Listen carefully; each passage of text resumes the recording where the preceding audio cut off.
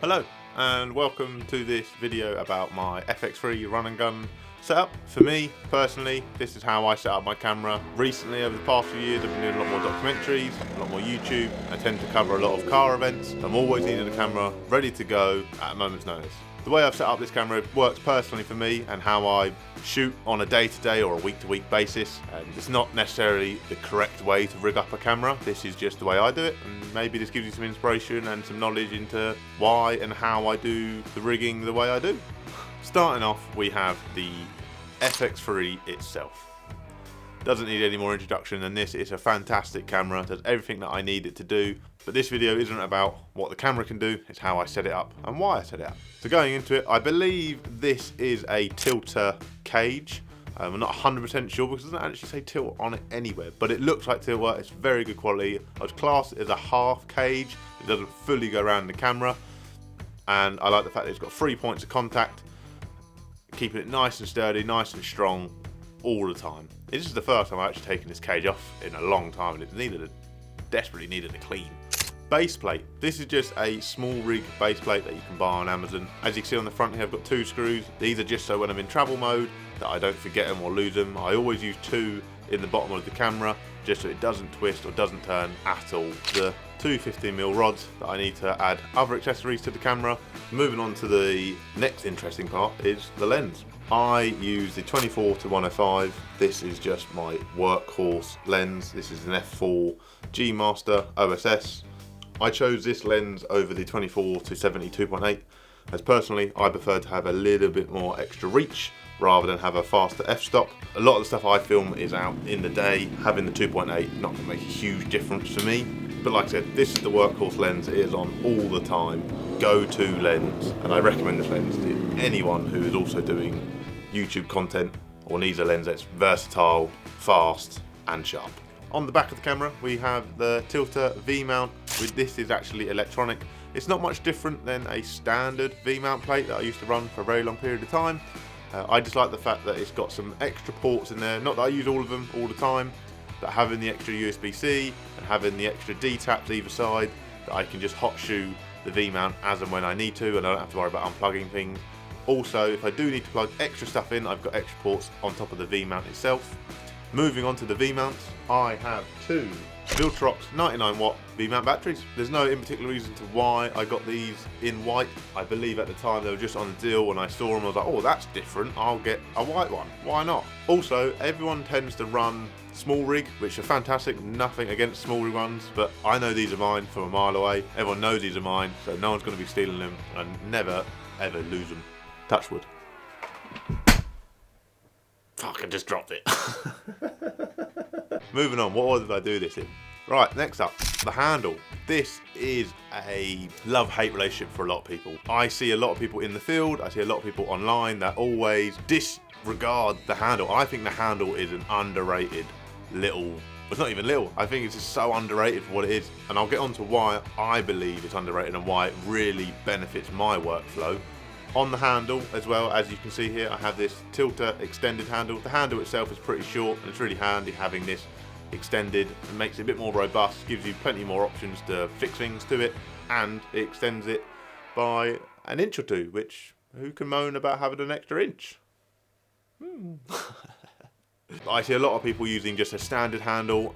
It upsets me that I know this isn't the prettiest handle in the world, but to have 2 XLR inputs and you can adjust things as you go on the side. I tend to leave it in auto. I'm not a massive lover of audio. I'm slowly getting better, but yeah, I'm just not a massive lover of audio. So I run 2 microphones more or less all the time. There's one I run every single time the camera is on, and then I have a second one which I shall explain. So the first microphone I run is an XLR, which is a Rode NTG 4+. I cannot fault this XLR at all. I've had it now for almost a year and I've been pretty happy with it. It's never had any issues, never had any faults. I like the fact that it's got a power, it's phantom power, so yes, if you're not running V-mounts it will chew the life out of the camera battery. I use the V-mount and it's pretty handy, and as I was saying, it's -10 for anything loud, it's got a straight line and it's got a low frequency as well, which is really handy for me. The second input I have for the microphone is the wireless DJI microphones that everyone uses. I believe these are the Mark 1s. I've got an XLR to aux adapter. I plug that into channel 2, and I have a aux into the DJI receiver. And what this allows me to do, that in channel 1 being my XLR, that this will play into my right ear, and the channel 2 being the DJI wireless, which as I'm sitting here, I currently got it laved onto me here, and it's just sat down here as an extra, is that I can choose, and this will happen for people that are wearing the headphones right now or got big speakers, that you'll hear that this microphone is coming from one side and the XLR, which is just here, is coming from the other side. So crucial for when I'm doing talks like this, when I am using a lav, or if it's just plugged into the Talent as a wireless mic, that sometimes things happen. Sometimes I forget to turn it on, sometimes it runs out of battery, sometimes there's interference. So I have the XLR as a safety channel.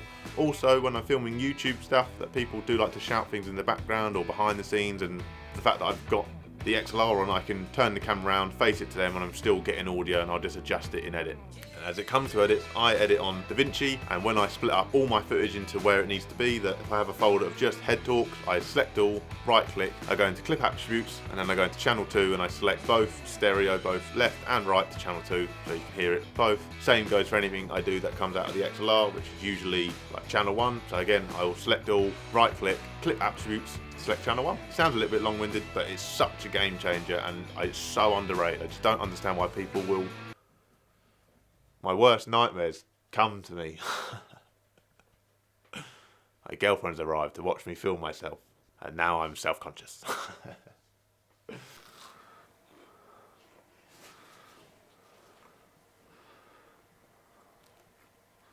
But yeah, I don't understand why people would put a different handle on when this handle offers everything that it could possibly ever need it to do. Yeah, it's not the nicest. Yeah, it sticks out a bit much, but it's for what I do, and doing the run and gun YouTube style and having 2 safety channels in it, having one wireless, one XLR, perfect. Moving on, we have got Portkeys LS7P monitor that I recently got. I'm still putting this through testing at the moment. So far, I'm really happy with it being a 7-inch screen. It's also got a wireless little antenna on the back here, so I can program the Wi-Fi to switch on in the camera, and it connects to, so I can control the FX3 through the screen. This is all connected by a small rig NanoRail adapter, which this is pretty bog standard, does the job, and is very robust. And the final piece to the puzzle is the moneymaker, aka the matte box, which we all know we just put it on because it looks cool. There's no denying it. But this one actually has 2 reasons to why I generally do use this. First of all, it's got a VND, which could be a couple of stops heavier. At the moment, seems to not be an issue. Just a few moments during the middle of the day where it's really, really sunny, I could do with it being a bit darker. And the other one is the carbon fibre sunshade. When I'm out on track, middle of the day sunlight, the sun's not hitting the sensor how I'd like it with the nice flares, it's actually just hitting it and causing a ghosting effect. Ghosting is just where all the contrast is absolutely lost in the image, and the sunshade at the top here works the same as when you're wearing a cap. It just keeps the sun out of your eyes and brings all the contrast back to the image.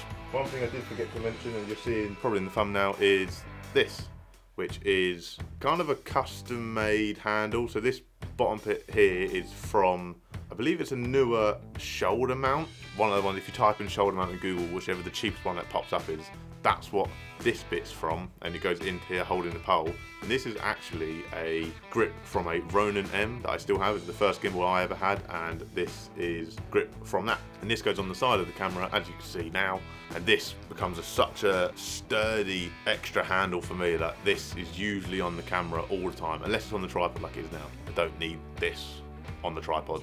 If there's anything else that you'd like to know about the camera and the way I've set it up, let us know down below. If you believe there's anything I've missed or anything that's unclear, also let me know.